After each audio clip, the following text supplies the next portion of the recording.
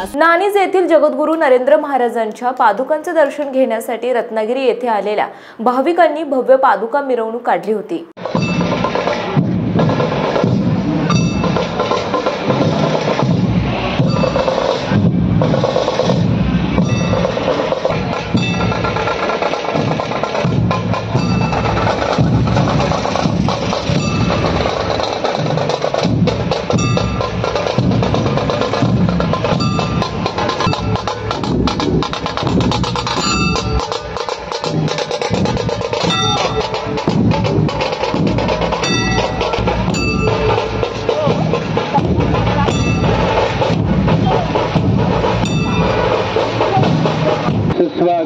सुस्वागतम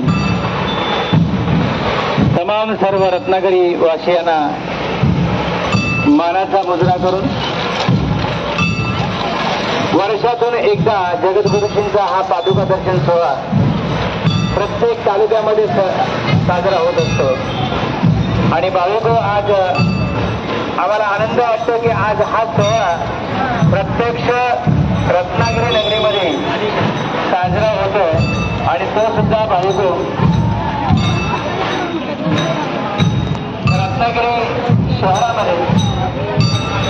रत्नागिरी शहरामध्ये हा सोहळा साजरा होतो। आणि आपण तमाम सर्व रत्नागिरीवासी या सोहळ्याची साक्षीदार आपण पडणार आहोत।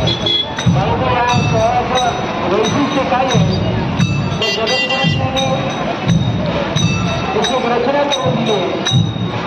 तुम्ही जगाला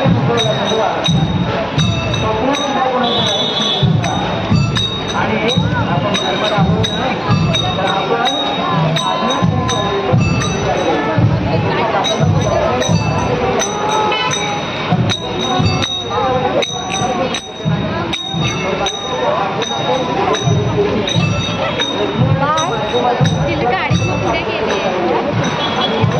रत्नागिरी शहरात काढण्यात आलेल्या शोभायात्रा आणि पादुका मिरवणुकीत महिला भाविक मोठ्या संख्येने सहभागी झाल्या होत्या।